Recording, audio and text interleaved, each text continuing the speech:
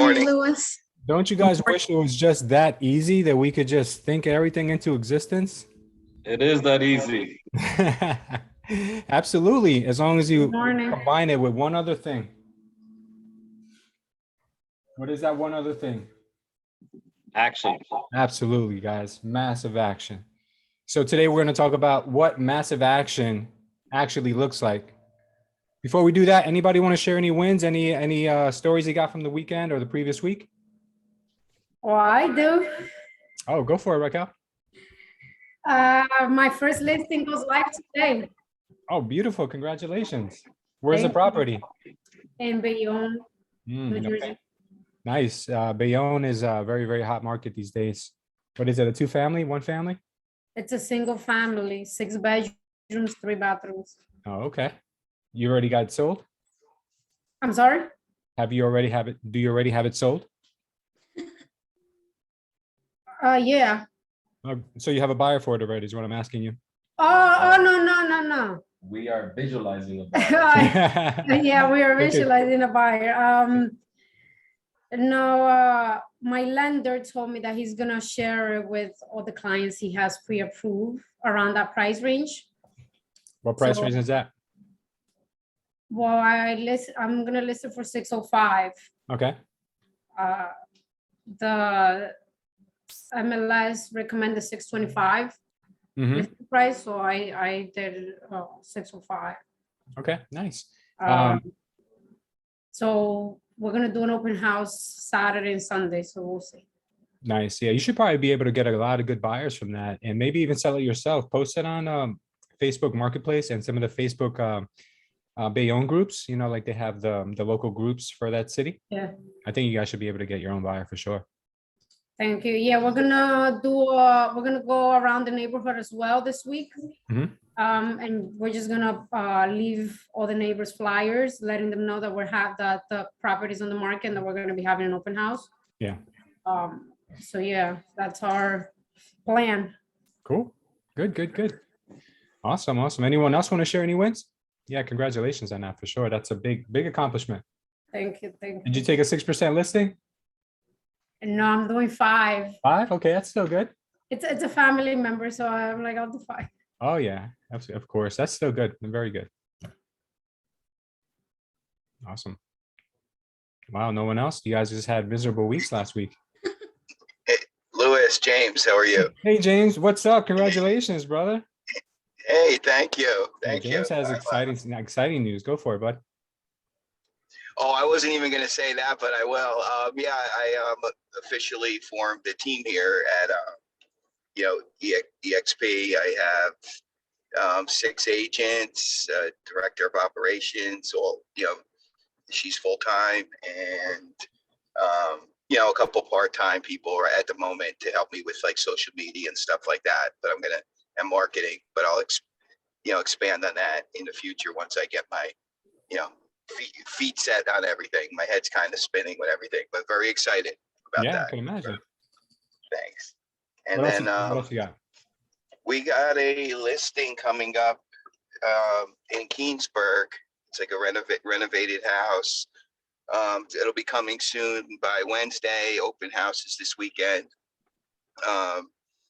It's about a mile from the water. So of course, everything down there in Keensburg is like in a flood zone, but there's no issues here with that. But really nice house. So I'm always looking down that way, but I'm always focused Union County North, but so I'm branching out into Monmouth County on this one. So I'm excited about it.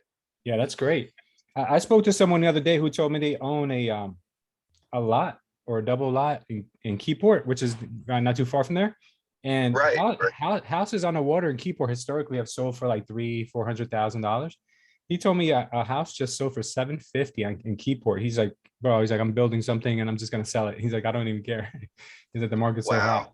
Yeah, it's nuts. Yeah, when I saw the opportunity, I know Union Beach is all redone, but I've heard for years that Keensburg is going to try to replicate what's going on in like Keyport and Union Beach. Yeah. And I figure I'm going to do the same thing that the last person was saying too, kind of just get our presence known down there in the neighborhood.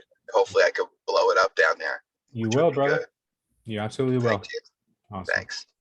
Okay, thanks, Louis. No problem, guys. No problem. Thank you. All right. Anyone else? Cool, cool, cool. Okay, guys.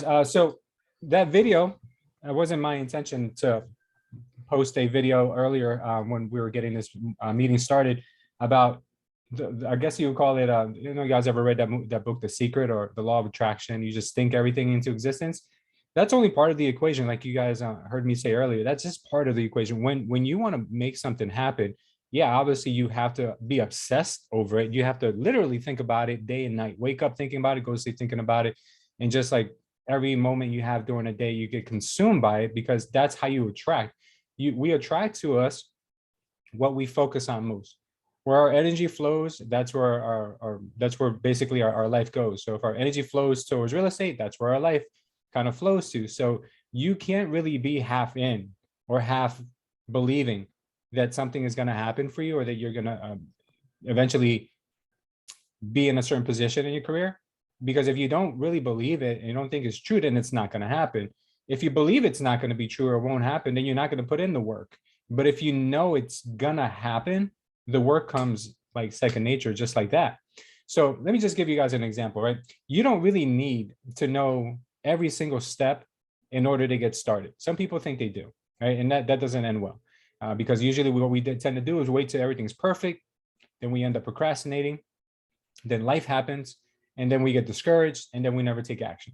But the person who just takes action and doesn't know what they're doing along the way, just figures it out, is going to be the person that's eventually going to solve that problem. Just over the weekend, I was listening to a TED Talk. You guys should take some time and probably listen to it. Elon Musk was just interviewed last week, and this is his most recent interview anywhere. Right? He got interviewed last week about what he's been up to. And this guy said he spent 2017, 2018, and 2019 literally sleeping at his Tesla plant, sleeping on the floor, working like 7-hour days. I mean 7 days a week, 24-hour days, like literally all around the clock. This guy was nonstop work for 3 years. Had no idea how to build electric cars at capacity. Had no idea how to improve the electric car industry. Had no idea of any of this, right? He didn't come with, nobody does. So after all of this time that he spent doing it for 3 years, all of this is done, obviously you guys know that it was a huge success. But he said that a lot of time during those 3-year periods, Tesla was on a brink of collapse. They were on a brink of literally bankruptcy at times. So obviously they made it, as you guys know, they're doing very well. He's the richest man in the world now. But he had the privilege of saying that nobody in the world now knows more about manufacturing than I do. And that didn't just come because he wished it into existence. The man literally lived it and was obsessed with it until he is to the point where he is now. Once you get there, and once you kind of reach that point, then you guys can figure out, okay, now what else can I get excited about, right? Because we understand we don't continuously get excited about the same thing forever, right? We're not all like that. Some people are, and those people who could stay focused on one thing forever end up becoming the best in that industry. But we can actually get excited about something to the point where we will get to where we can delegate it, where we can give it to someone else who can run that better, more efficiently than we can. So we can then work on other aspects of our business, right? We can work on how to grow the team, or maybe even how to get more business for the team, or maybe we're starting to think about investing and getting into home flipping or rentals or Airbnbs, whatever it is that you want to focus on after you get to that place. Because the world works like this.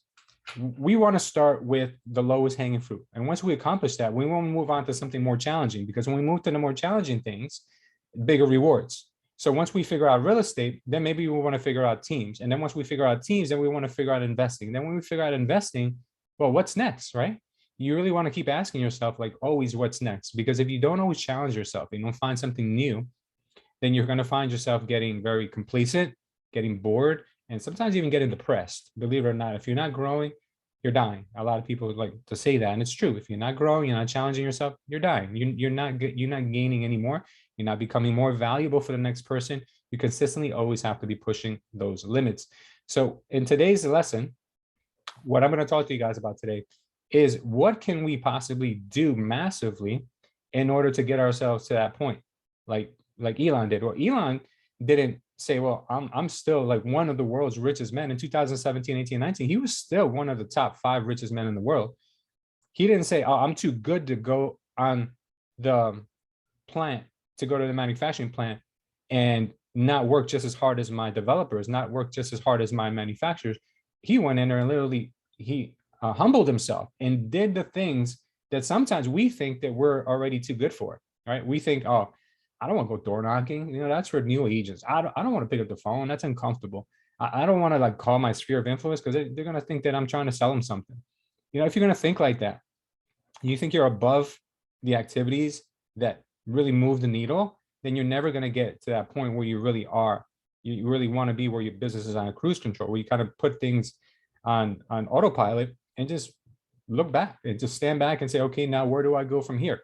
Where do I take my business next? Do I have options? You know, where is it that I want to be in my life for the next 5 years? You know, then you can do that. But a lot of us haven't gotten to that point yet. So let's go ahead and I'm going to share my screen with you guys and I'll show you a few things that we covered the other day. We didn't get to finish, but I'm going to recap these really quickly.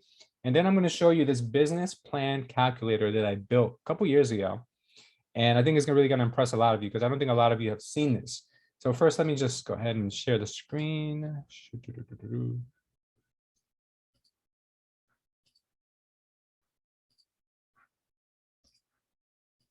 Okay, so I think some of you remember this from the other day. I played the video for you. I'm not going to play the video again today. What I'm going to do is I'm just going to cut to the chase, right? So social media content, YouTube, Facebook, Instagram. Are you doing it? Are you doing it at a high capacity, at a high scale? Are you not even close to understanding how this works? Some people, you know, the answer will be yes. Like, listen, I'm not good with social media, and that's okay. Sometimes we are not, but we have to figure out a solution for those, because we can't get the right answer if we don't ask the right questions. So the question can't be, how do I avoid doing social media? Or why is Harry so much better than me at social media? That's the wrong question. If you ask the wrong question, you're going to consistently get the wrong answers. What you have to ask yourself is, how can I improve my social media presence? Who can I hire to help me with my social media presence? What classes can I take to figure out what I don't know? What videos can I watch to figure out what other people already know who've been here before me? You know, these are the right questions in order for you to understand how can I get to the right answer. Okay, so that's number one, social media. Number two would be your web presence. A lot of people, I've been telling you guys this for a long time, your web presence. For some of you is good. For some of you, it's really not. And what I mean by that is that no matter if you're new or you've been doing this a long time, I'm sure you can improve on it. I'm sure I can improve on it. What I'm going to tell you right now is, are your Zillow profiles, your realtor.com profiles, your Trulia's, your LinkedIn's, are all of these updated? I just recently noticed that my Facebook account wasn't even updated since I was still at Culture. So I had to update that last week. I was like, oh my God, it's been like 2 years and so I haven't updated this thing. So imagine some of us just get complacent. And when people Google us and we go to a listing appointment, they're going to find us with something else. They're like, oh, I thought you were a realtor. It says here that you're, I don't know, you're a bartender, you know, like maybe that's what I used to do. Oh, I forgot to update that. You know, you want to always make sure you have everything updated. Now, if you're an agent, been doing this for a long time, then the only thing I can tell you is that you should be, every single opportunity you get when you're working with a client, get the review. Even if you haven't closed on the deal yet, get the review, get the review, get the review.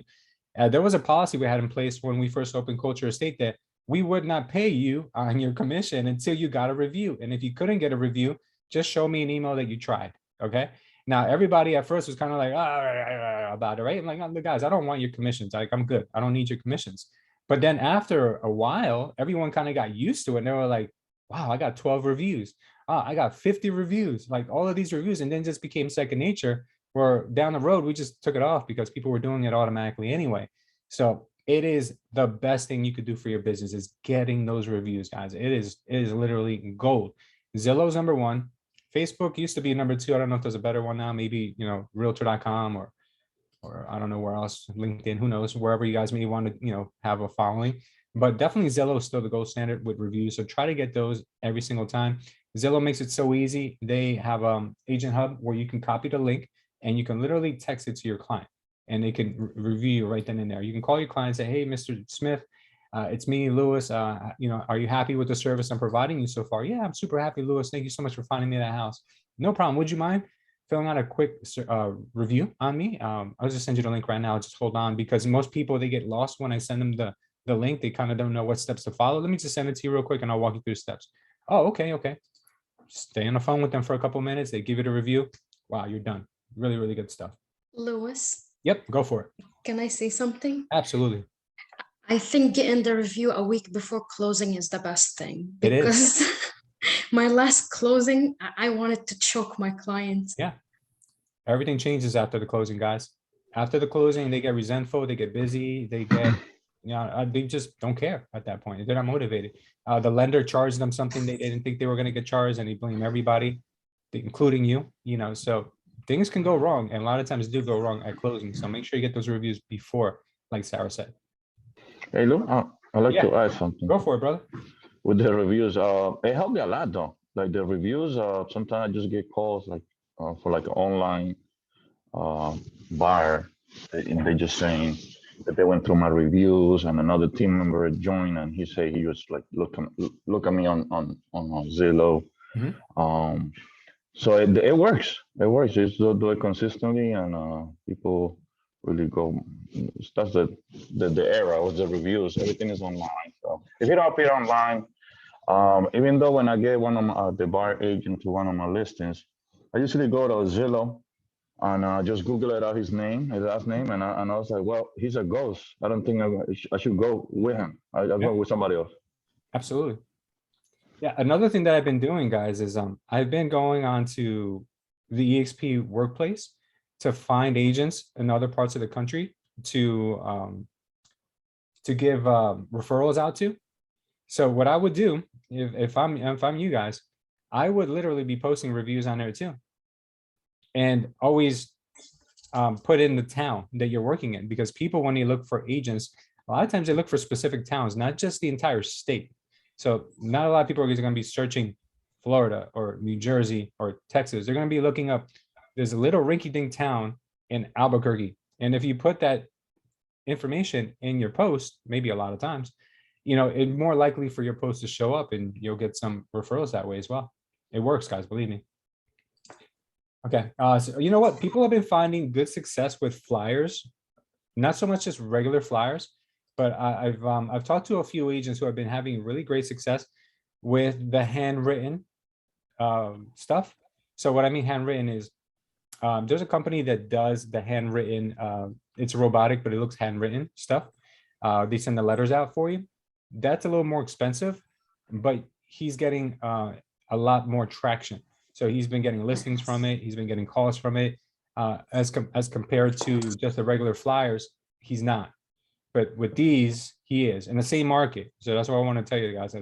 I've noticed that somebody did this in the same market for a year, and he's gotten listings from the handwritten stuff, but none from the postcards. Now, I'm not saying postcards don't work. Postcards have their place, but remember, postcards are more for branding. They're not really going to turn as much as maybe a handwritten letter will. So especially with older people tend to really gravitate to that a little bit more. Next, email or text messaging blast. We talked about this when I was showing you guys the video the other day, and we all have the ability to do this inside of our KV Core. If you're not doing this at least once a month with a newsletter, or maybe with a new listing that you got, you're really not utilizing your sphere of influence enough. It's very easy to do. Let me just go over and show you. You can just go to your contacts, and here you can go to quick actions. Hold on, let me go to where is it? All contacts. To all contacts. You can just go here, highlight all of your people, and go to send email or mass text. There's so many options. Here you go, mass text or mass email. And you can just go ahead and send everybody in your database the information you got, because top of mind, guys, is always going to be best. If you're looking to get more business from warm sources, you got to stay on top of mind. Okay, so what else are we going to talk about? Building squeeze pages and landing pages. Yes. Sorry. Hi, guys. Hey, Ivania. Just to piggyback on that, EXP has a monthly newsletter on the marketing center where we get all those social media little posts that we get. Wow. every month they post one. So what I do is I download that into my computer, and then I upload it on a mass email, and then I send it every month. You get that from marketing? Yes. Okay. Every month they post a different one. Yeah, so if you guys don't know where to find it, it's on EXP Enterprise, and you just go to marketing section, and then you're good to go. Is that correct, Ivani? Yes, that's where it is. All right, easy. Now, this is something that I've struggled with, and I'll be honest with you. I take my hat off to the people who actually can remember to do this, because it's not that I don't want to do this, is that I forget to do this. Giving away business cards, or even doing like branded apparel, like if you're wearing your branded apparel. Harry does a great job with this. Brent's been getting the EXP logo merchandise. Wearing the merchandise or giving out business cards is amazing, because that's face-to-face interactions with people. Belinda was on here the other day. She's saying she gave someone at a restaurant her business card, and I think it turned out into a listing. Amazing stuff. All right, that's what we really have to focus on, being more intentional. I have to figure out a way for myself to remember to do that, and I'm going to have to probably put those business cards like on my dashboard in my car or something, for me not to forget to grab those. But it's something that if we can master that, just 5 new contacts a day in person, that goes a long way. I got this little thing for the back of my phone, and I Yeah. don't know if it's here, but that's where I carry my Right? cards everywhere. Yeah. Oh yeah, I was gonna do that today. Good thing you It said works. I go and carry my card. If you don't give any Oh. cards out, throw them out the window on the highway. Hopefully Yeah. someone picks them up. that.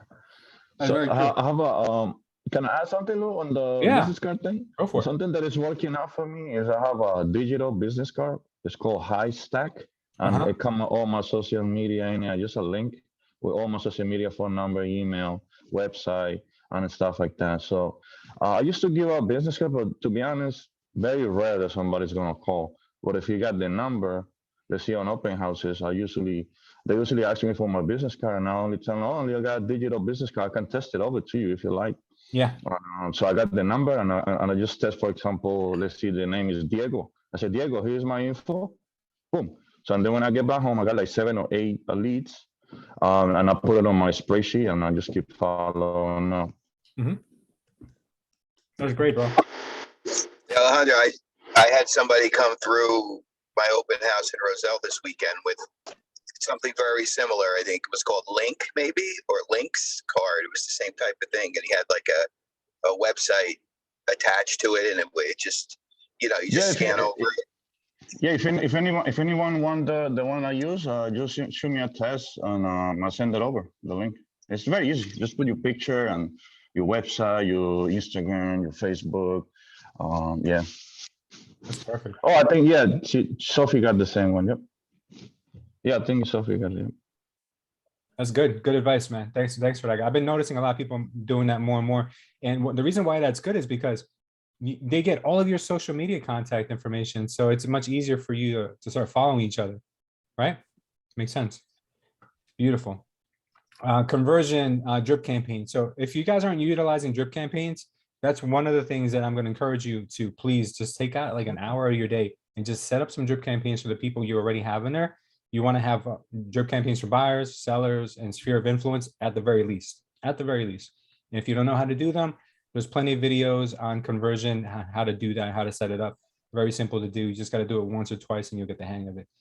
All right, next, a sphere of influence calls. Okay, so sphere of influence. We've talked about this. Calling the people that you know. Telling them you're a realtor. A lot of people still haven't even done this. And if you've already done this, and do it again. You're never going to catch the person in the same time frame. So if a person says no today, doesn't mean it's no in 6 months. If they didn't know someone 6 months ago, maybe they didn't know somebody this time around. All right. Also, getting leads from your clients is a very powerful thing. While you're getting that review, ask them also, hey, by the way, do you know anybody at your work that's looking to buy or sell? They probably do, and they forgot to mention it to you. If you don't ask, you won't know. Okay. Close clients that you've closed in the past. So some of us have closed a ton of business in the last 12 months, 24 months. How many of us actually call them to find out how they're doing, if they have any needs, if they know anybody that's looking to buy or sell? This is a great source of getting more business as well. And obviously prospecting. Prospecting is something that you guys should be doing. Focus on a niche that really makes sense to you, whether it's expireds, FSBOs, distressed. There's not going to be too many expireds right now, And for sale by owners might be a little rough right now because they're doing a great job, selling them themselves in this kind of a market. In this market, you could put a for sale sign on your lawn, walk away from it. By the time you're at your doorsteps, you probably got like a line of cars outside. So it's gonna be difficult right now, but not impossible. So just keep that in mind. What I think is a probably good demographic to reach out to right now is people who have lived in their house for over 5 years and have a lot of equity in their property. Or even people who are absentee owners. That's people who do not live in the house anymore. They live somewhere else and the house is just being rented. You might catch them at the right time when that lease is expiring, because keep in mind, rents have gone up. So that tenant may not want to pay the new rent that the landlord's going to ask for, which means the landlord's going to have a vacancy. Great opportunity to try to get that place sold. Make sense? All right, good. All right, let me see what I want you guys to do here. Okay, role playing. If you guys are not role playing scenarios, I mean, guys, this is so good. I mean, role playing is just like, it's the most underutilized strategy that exists out there, period. And I'm not saying that you got to do all role play and no action. Role play is part of the action. What I'm saying is that if you are prospecting, if you are door knocking, if you're trying to convert buyers at open houses, if you're going to listing appointments, if you're trying to build a team, you're trying to convert agents, there's always someone else who is trying to do what you are. And if you can find that person and team up, and at least like once a week, just do a role play session and say, look, let's just go over these kind of constant things I'm always getting. I'm always getting this. I don't know what to say to people when they ask me, what's your commission? I don't know how to answer that. These are the things that we just have to kind of just go over. Especially James now, he has a team. James, you're gonna have to now talk to your members about like, hey guys, we got a role play because I need you out there on your best. I need you out there, not wondering, oh man, I should have said this or what should have I said? I never encountered that. I didn't know people ask those kinds of questions. Us as leaders and as people who want to be leaders one day, we have to start learning these things. That way we can teach it when the time comes.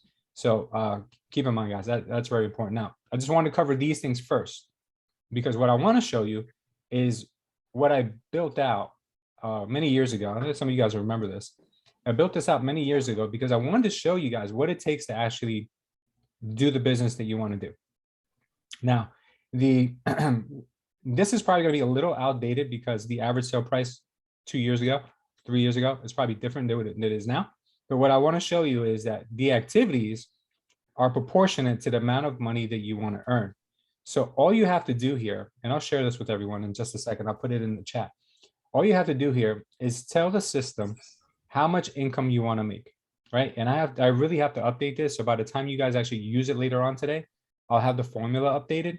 But let's just say you wanted to earn $200,000 a year.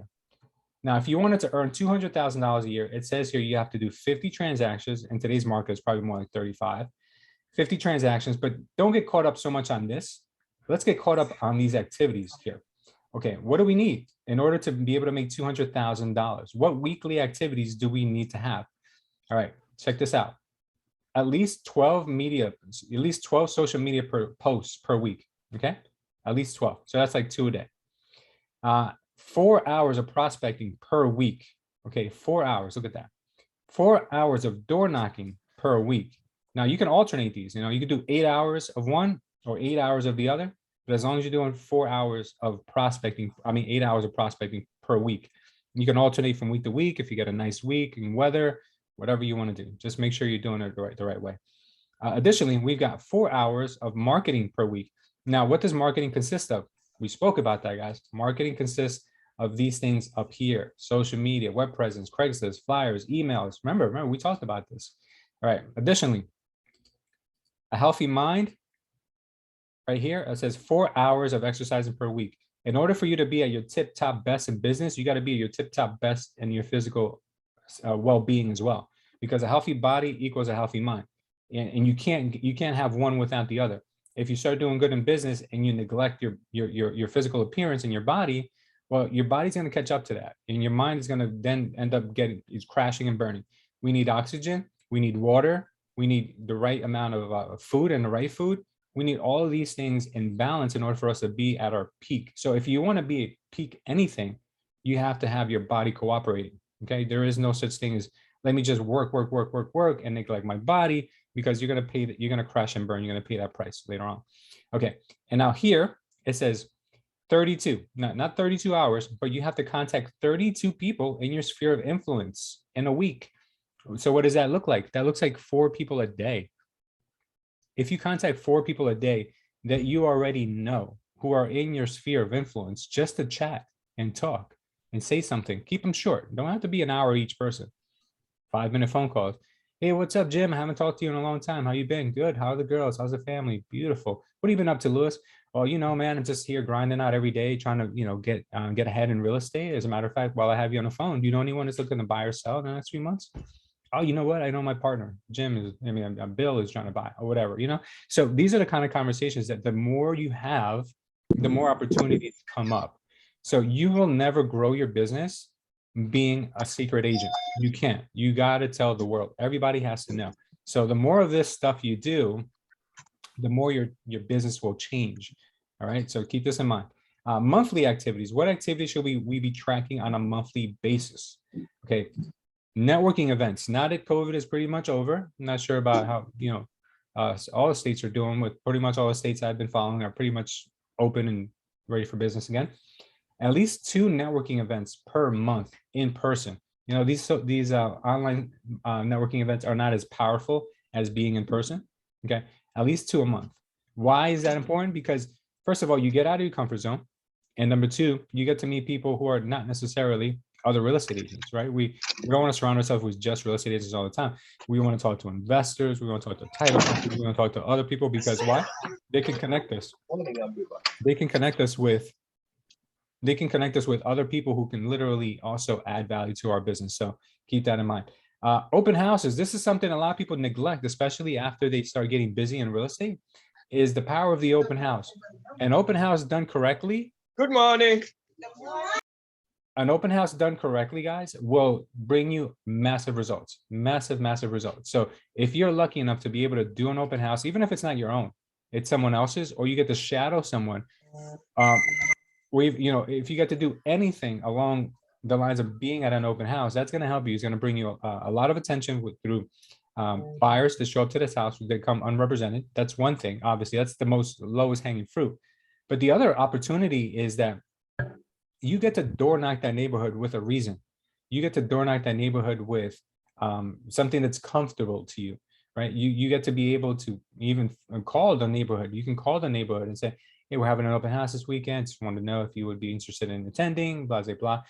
Guys, it would take you literally an hour to hit up the whole neighborhood, right? Literally could take you an hour to do that. Or you can go door knocking, which is even more powerful. That's a good way, to get the exercise in and to also be productive. So consider that as well. We've got 4 hours of reading or audiobooks per month. All right. Why is this important? Why do you guys think that audiobooks or reading is important? Can anyone tell me, has anyone found any success in educating yourself? Absolutely. It's feeding your mind. Feeding your mind. Absolutely. There's tons of great real estate books.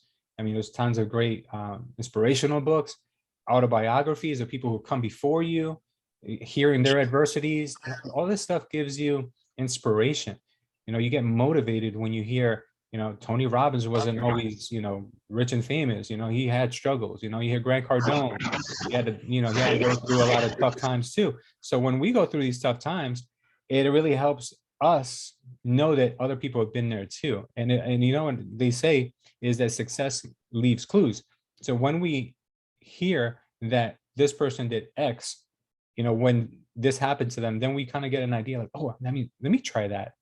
Some of my best business ideas have come from mirroring other people in books that I've read.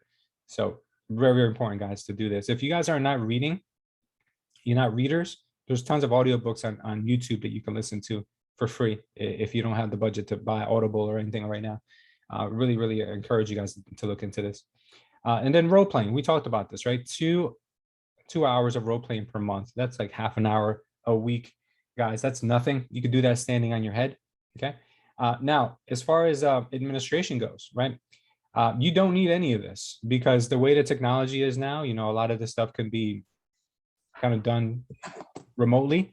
You don't need any staff anymore to really be able to be successful in real estate. You can literally hire one VA to help you out, or you can either hire a company like Transactly, I think it's called, or Transactionally, one of those. And they're like virtual, they're like VAs that just do, all they do is transaction management. That's all they do, transaction management. So you don't have to train anyone. You don't have to worry about somebody calling out sick.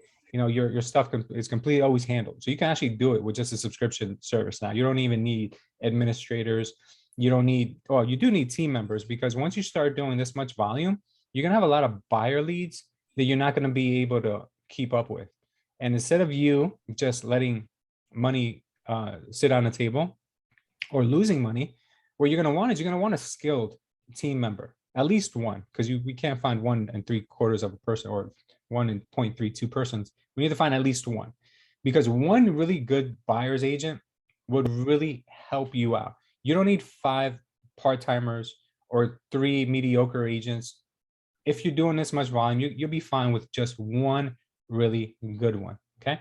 And if you're running a team is a very easy recipe for burnout. So make sure that when you do bring people on, they're people of value.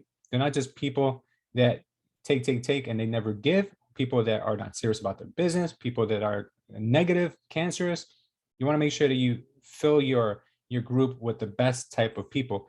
If they meet you halfway, that's a good agent. If you gotta consistently remind the agent to show up and to participate and to be active, then that's not somebody who's a team player. That's someone who might be a lone wolf, and it's okay. There's nothing wrong with people like that. Everyone's wired differently, but you got to understand, if you're building a team, you have to have people who are team players. Make sense, right? It's not like we're trying to solve, you know, the meaning of life here. This is pretty just common sense stuff, right? So what I'm going to do is I'm going to change the settings on here, and I'm going to make everything kind of up to today's standards.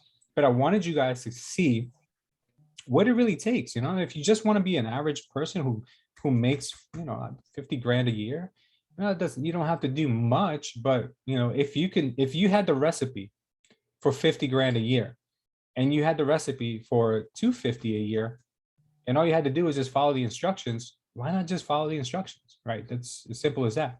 And I'll be honest with you guys, 250 nowadays is more like 40 transactions. It's not even like 62 anymore, you know? So with that being said, what do you guys think? What are your thoughts so far on what we covered?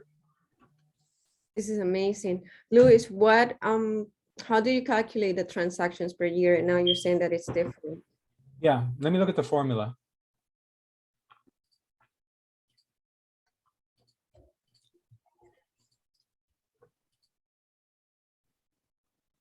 B8 divided by 4,000. So I calculated every transaction as being a $4,000 closing. What's everyone's average closing now? Like 400,000. Yeah. But what's the average commission check that you guys take home nowadays? Between 10 and 15. Yikes. Is that everybody cool with that? 10,000, or should I use something smaller? Mine is about 6. Okay, wait, I got a 6. I got a 10 to 15. Do I hear anything else? Maybe between 6 and 10, it depends. All right, well, let me give you guys 8. Okay, let me give you guys the way to do this. All you have to do is click on this where it says, you know, the transactions. And here it says, how much is your average transaction? You see here where it says B8 divided by 4,000. You just put in the amount of your average closing. So if it's an $8,000 closing, well, guess what? You only have to do 31 transactions to make 250. If you're a big baller like Sarah, and your average commission is 10 to 15,000, then you only have to do 20 transactions to make 250 a year. You know, and these things change. You see that? Thank you for explaining that. Yeah, no worries. So I'm just gonna leave this at like 8,000. That's kind of like an average number for you guys right now. Yeah, so that's kind of like what you need. I usually say. John is too funny. Yeah, sorry about that. Okay, so yeah, so this is what you would need. Now, keep in mind, this is not a perfect science, but it gives you an idea of what activities you should be working on and how much of it you should be working on. All right, if you guys find any improvements that I can make to it, or any other activities that I haven't covered here, you know, just let me know. This is an easy way to, really easy to update these things when I need it. Let me go ahead and share this with you now before I do forget. And if anybody's watching on Facebook, I'll also post it on Facebook. In order for you to be able to edit this, guys, you just need to go to here, file, and make a copy.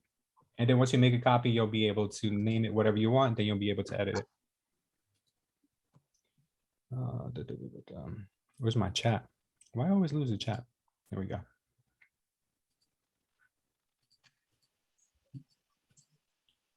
All right, perfect. You guys have a copy now. Thank you. Yeah, and I think someone else wanted the activities, so let me post that too. Even I've given you guys this in the past, so if anyone hasn't gotten it yet, I'm also going to post this. Cool. All right. So let me just open up, because this is a mastermind. This is not a listen to me training. I want everyone to be able to participate.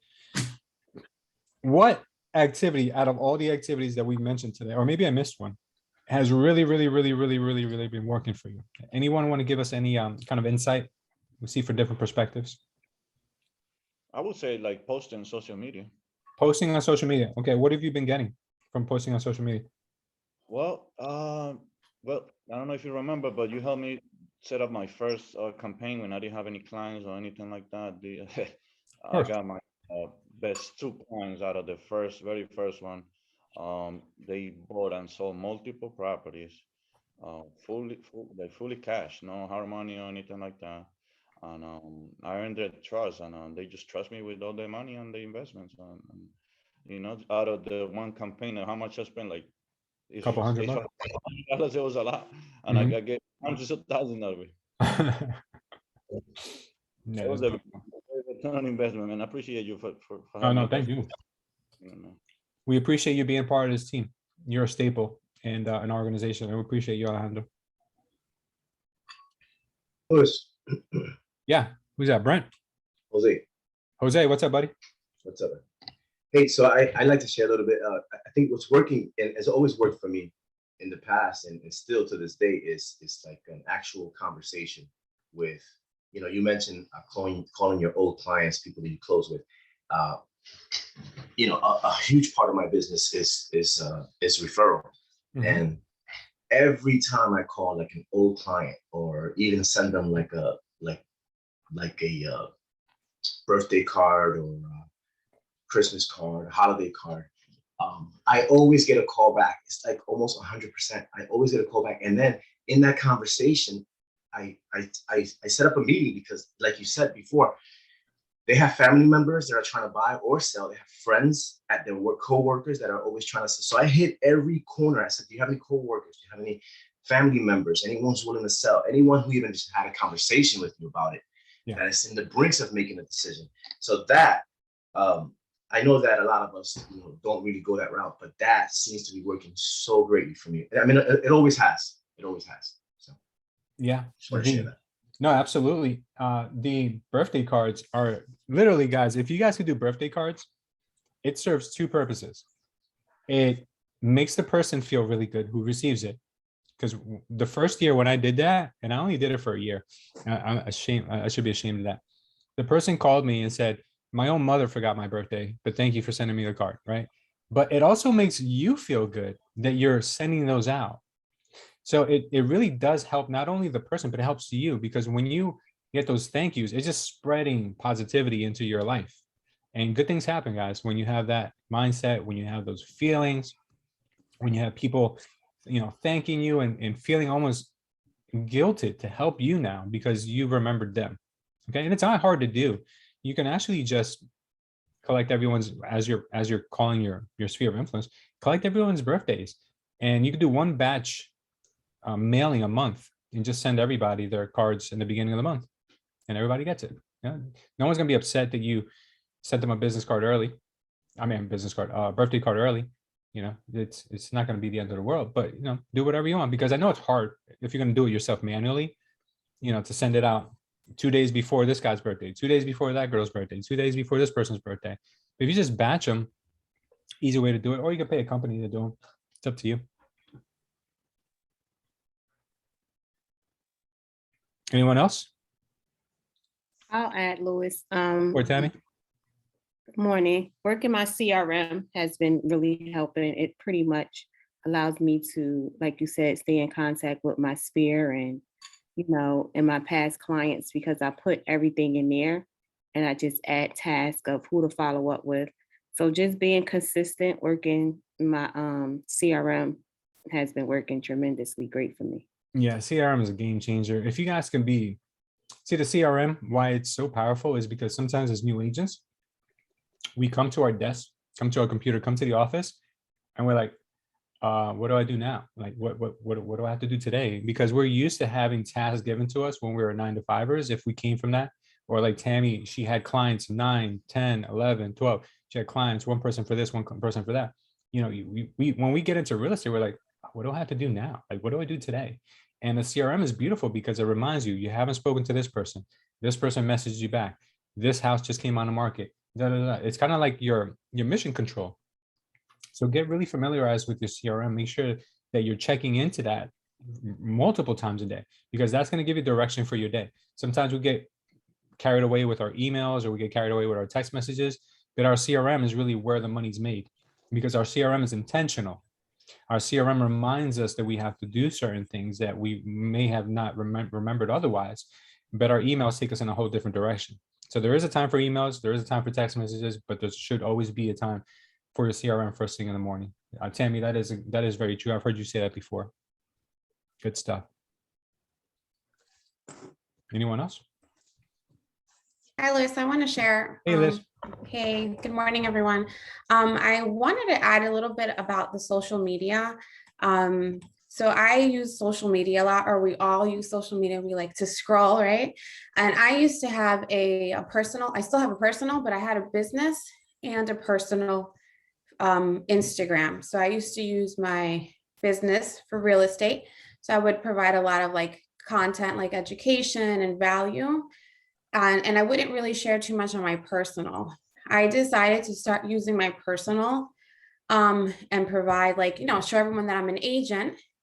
And I've gotten a lot more interest and a lot more response and a lot more conversations in my DMs when I started to use my personal, because my sphere of influence is on my personal side, and people are more interested in working with someone that they like, they know and trust, right? And it's a little boring when you're only sharing, just real estate content. And that's all I was doing on my business side. So that I've done that little change, and I've gotten so many people in my DMs because a lot of conversations are happening there. Another thing that I've done is that I'm taking people out with me. Like I'm going to a showing and I just take them with me, so share a little bit of that on stories. And I've done like polls, like, oh, what kind of home do you like? Ranch, colonial, split levels, or, things like that. And so I get people a lot more interested in what I'm doing. And I've gotten a lot of, my last 3 clients have been through Instagram. So definitely I think that's like a mine right there, that if we could use it to our fullest potential, we could definitely see our clients come in through the DMs, and that's been working for me recently. So I love that. That is very true. People want to work with a real person, not with a manicured, Instagram page that looks like they're too perfect. We want a real person we can connect with. So that's great advice. You guys agree with that, right? You guys would rather work with someone who has flaws, someone who has kids, or or maybe they don't have to have kids, but someone who shares, who they really are as a person, as opposed to someone who just shows you the good things about their business. Where that's so true. You always want someone relatable. Yeah, and you know what? Now that Sarah's on here, Sarah, have you been getting any? Because I've recently noticed that Sarah's been posting a lot of TikTok videos for real estate. She's been interviewing people. She's been showing homes, but for some reason, a boring real estate video on Instagram takes a whole nother life on TikTok, because you get to add this really cool music with it. You get to add cool effects. So I watch her stuff on TikTok. I'm like, wow, this is really engaging. But I think to myself, but if this was on Instagram, I don't think it'd be that engaging. I don't know. Maybe I'm wrong. No, it's true. Have you seen some any positive feedback from it yet? Yes, definitely. What are you getting? I actually got 2 clients, 2 buyers that I'm taking out From from TikTok. Woo, Yes. look at you. That's awesome. Good for you. Yeah. Tell us about tell the crew about your recent social media content that you've been doing, where you've been interviewing local businesses. Can you tell us about that? Oh yeah, I live in Milltown. It's a very small town, and we have local businesses. It's all owned by moms and pops. Mhm. So I just reached out to a few of them, and I said I want to come and record 5 minutes video. It's going to be all about you. It has nothing to do with me or real estate. You just introduce yourself and talk about your business and give the address. Mhm. And they love it. I actually have appointments all the way up to May 30th. I just stopped because I'm fasting. Those few weeks I'm so tired. So I'm gonna, I guess in 2 weeks, I'll go back to it. Yeah. I actually had a lawyer reach out to me and a plastic surgeon that I will be also recording with them. Wow. And look at that. I mean, like, imagine the kind of That's nice. properties and people that they know. Yeah. Yeah. Yeah. So it's so cool. The first one, on purpose, I wanted to go to a tattoo shop just because it's a culture shock. You can never see me at a tattoo shop, and you can never see me with a tattoo. Yeah. So I wanted to go there to get everybody's attention. So when I got there and I did the first video, everyone, even lenders, were DMing me, "Did you get a tattoo?" And I'm like, "No, did you see me sitting in that chair? I was just recording." Yeah, I didn't want to do food places or cafes. I wanted to do something that's out of people's mind. That was really cool. Thanks. That was really good. That was awesome. Yeah, if you guys are taking advantage of the local businesses and how much they would love to team up with someone such as yourself. Why? Because you represent people new coming into the area. You represent a lot of the locals, and they would love to be interviewed because a lot of times business owners are not marketing gurus. They just know how to tattoo. They just know how to do karate. They just know how to make a hamburger. That's all they know how to do. And if you have at least a little wherewithal, a little more experience than they do, and you have a couple followers on your social media account, why wouldn't they want to collaborate with you? You know, they can get clients from you and you can get clients from them. It's just a beautiful relationship, especially with business owners. Business owners are your best source of referrals, guys. So if you can go out there and do like Sarah and record a quick interview, and you don't have to be like Oprah Winfrey with the questions, you know, you can just come up with a couple of generic questions, you know, interview the person first, ask them about them, and then you're like, oh, okay, this is interesting, that's interesting, this is interesting. All right, let me just ask you these questions then. And or do your homework before you go. Look up their history on their website and see what they're up to. Look at their social media accounts. That way you can ask them questions when you show up there that are going to be kind of like, I don't want to say maybe provocative or maybe interesting, or maybe take them down a path where they can really open up and be human. Because a lot of times when you ask questions to people, they like to put on a facade. And I like to break people down. I tell them, tell me about the times when you had it rough. Tell me about the time you wanted to quit. Tell me about the partner that did you dirty. Talk to me about this. Talk to me about that. Because that's what humanizes them. And that's when people are more engaged. Not when they hear about, yeah, we've been open for 2 years and like, okay, well, that's very superficial, but let's get a story. Tell me a story. You know, tell me something that people are going to be like, and then what happened? You know, like that's what you kind of want to get out of them. Make sense? Yes. Good, good, good. All right. Anyone else want to add anything to their business that's working right now? Because we have a few more minutes left. Well, I want to share that a few of my team members got properties under contract. Nice. Great. I have a team of 4, and I have a construction coordinator as well. Also, I run my construction team. So it's like all my fears just I surpassed it because I didn't want to have a team. I didn't want to teach anyone because it was like time consuming. And I just remember Lou with like 5 different people asking a bunch of questions and coaches, and I was like, I don't want to be like that, like, you know, because it was like way too much. But now, I actually feel the reward because it feels great to help somebody else succeed. And you know, it's a great feeling, and I just want to keep doing it, keep growing. I want to grow my team to 10 this year at least. The construction team, I have 3 guys. I want to grow to 10 as well. And I don't want to give any of the houses like the way I used to just buy it and sell it without fixing anything. Now it's I'm doing the thing. And that was one of my fears too, because you always heard that story like, oh, I got screwed by the contractor and this and that. And I already been through it, and I'm still here. So anyone afraid of something, just jump. Yeah, absolutely. That was a good point.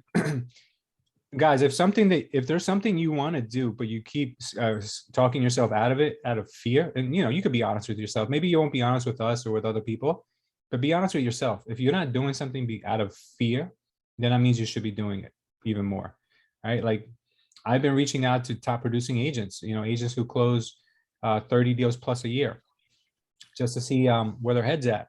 And a lot of these agents, they're good where they're at. They got 100% commission splits. They've got, teams, they're established, they don't really need a guy like me calling them up and asking them if they've ever thought about looking at EXP. And a lot of people will tell themselves, oh no, this guy's going to shut me down. This girl's going to curse me out. It doesn't really matter. Like you got to try, and out of those, you maybe one person, two people, you convert and you change their life and you change your life. Yeah, that's all that really matters. But if you're going to always talk yourself out of fear, then you're going to continue getting what you've always gotten. Joelle is a good example of this. Last week, she stepped way out of her comfort zone. She went to go meet a top producer who closes hundreds of deals a year. She dropped off a nice gift. She was shaking, but she made it happen. And now she has exponentially increased the opportunity that person would entertain EXP as an option. Before that, there was no real chance. So as you keep trying, things will happen in your life. But if you don't take that initial step where it could go wrong, you could fall flat on your face, your ego could get hurt, God forbid, right? Your ego gets a little hurt. Who cares? If it doesn't kill us and if it doesn't land us in jail, we got to try it. We got to do it because it's for our business. It's for our families, for our future. If we don't do these things, we get nowhere. Like Alejandro was telling himself, like, I don't want to do that. James, I'm sure probably told himself, I don't want to start a team. It's too much work. All these people, and not to say that you won't do this, not like it, and then move on to something else, but at least you tried it instead of telling yourself that it wasn't right. And everything you do, even if it doesn't work out being something that's for you, everything you do makes you a better version of a person you're going to end up being. It's a better version because you have more experience. You've got more leadership skills. You just have a lot more to offer as an individual. Your value goes up tremendously when you do things that are outside of your comfort zone. I remember people telling me, oh, I'm making my first hire. I'm like, great. I remember people telling me, oh, I'm having my first kid. I'm having my second kid. And they'd be nervous. I'm like, great. I'm like, why? Why do you say great? I'm like, because every time you put yourself in a position where your back's to the wall and you have to perform and you're uncomfortable, you grow and you make it happen. And, I've spoken to those people afterwards, years down the line. I'm like, so how did that having that second kid work out for you? Oh, you know what? You were absolutely right. I made it work. Of course you made it work, because when you have no other option, we make it work. When we don't make it work is when we're comfortable because we don't need to. There's no hunger there. There's no real drive. But when you can put yourself in a position of sink or swim, or I have to do this or else, if you continuously always hold yourself to these standards, even when you're successful, that's really gonna mold you into exceptional. Anyone could be good, but how do we get to great? That's the question you got to be asking yourself. So if you're looking at yourself right now and looking at your business and looking at your life and say, you know what, I've been kind of navigating on cruise control. Everything has been very planned out and normal. You got to do something to shake it up. You got to do something to make it uncomfortable. If we're not uncomfortable, like I've told you guys a million times, we're not uncomfortable, we're not growing. We're not growing, we're dying. So that's pretty much it for today, guys. Does anyone else want to add anything before we go? We close out. Louis, I really loved your videos, the office for the day. Oh yeah. Thank you. It was so much fun. Oh, I'm gonna post a few more this week. Yeah, I look forward to them. Cool. Thank you. Yeah, you got to get creative. Some people they tend to get bored with everything that's on social media, because if you do the same videos that everybody else does or same content everybody else does, they kind of like, it's whatever. So you gotta have to kind of switch it up. And remember, when people are scrolling, you got to get their attention within the first few seconds. Like do something crazy, or make a face. Do something. How was everyone's Easter, by the way? I didn't ask you guys. It was good. I was doing Great. taxes. Great. Doing taxes, huh? You're a little late on that. Louis, Thanks to Hey, you all, Soph. you do amazing things. hey, good morning, everyone. So on Saturday, I went to meet Nicola at one of the restaurants in town. And as soon as I parked, I saw the mayor in town. She was coming towards me. She said, "Hi, Sophie," I said hello and everything. I said, "Oh, what are you doing?" She said, "Oh, I'm here cleaning garbage." So she had some gloves on. I was like, "Oh, maybe we should do a little video or highlight or something for Instagram." She said, Mhm. "Okay, let's do it." So, and I just posted on Instagram. So if it's not on Instagram now, I'm going to repost it again. And she's telling the community, clean up after you. So there's a Facebook page for our town. It's about 6,000 people in the town or in the Yeah. Facebook page. And I posted it there and a lot of people liked it. And now, like Sarah said, I'm trying to do like little highlights for shops of women owned places here. And one of the shops made me a t-shirt that says like women and business women of Burnersville. And then the towns nearing me, they're like, "Oh, can you come to Far Hills? Can you come to here? I'm like, "Yeah, sure, why not?" So I was thinking of taking my camera and this. I was like, that's gonna take me so long. I'll just do my keep it cell simple. phone real quick, whatever, something, just highlighting them, So that's another idea to That's get awesome. yourself known out there. Yeah. And what Sophie said there is very, very important. You guys may have missed it or might have went over your head. But she says, no, I'm just going to use my cell phone. When something becomes too complicated, you increase the chances of you not doing it again. So just simplify it. Like she said, just my cell phone. And cell phones are great. Cell phones, if you have it close enough to you, you don't even need audio. The audio and video is definitely good on cell phones. Just make sure you get some natural light whenever you can. But that's awesome. Yeah. I just did one video though with the animal hospital here. And it took me like half an hour to just like set it up, do the interview and this and that. I was like sweating by the time I was sitting down and because I was doing it by myself. I was like, oh no, next time I'm just gonna just do it with my cell phone real quick, whatever. People get bored. So 15 seconds, 30 seconds, and just say the place, what do you do, and how can people help you? That's it. Keep it moving. That's awesome. I take my daughter and I give her $10. There you go. Keep it in the family. Well, my daughter lives half an hour away. She was supposed to come, but she couldn't make it. But I'm getting one of the guys in town to probably help me too. That is awesome. Good, guys. Thank you so much today. I know we're a little over, but always good stuff here. So I wanted to make sure that everybody an opportunity to speak. Let's close out with our prayer. Dear Lord, Father, we thank you on this Monday, the day after you resurrected, Father. We thank you and ask you to please never let us forget the importance of this time of year. Father, we ask you to continue blessing us in our business and our health and our spirit, Father. Allow us to take this information that we've given today and the information that I gave today, Father, with your permission, Father, and allow us to become better and more productive versions of ourselves, Father, not for ourselves, Father, but for your will. And so we could do miracles for others, people, and we can change other lives. Father, I know you'll continue blessing us as long as we never forget your promise to us, Father, is that as long as we walk with you, Father, we'll always be promised a place in heaven with you. So, Father, please look after everyone on this call and everyone who couldn't make it today, Father, and their families, and allow us to meet here again next Monday, Father. In Jesus' name we pray. Amen. Thank you. Everyone have a great day. Amazing week. Amen. Thank you. Take care. Take care.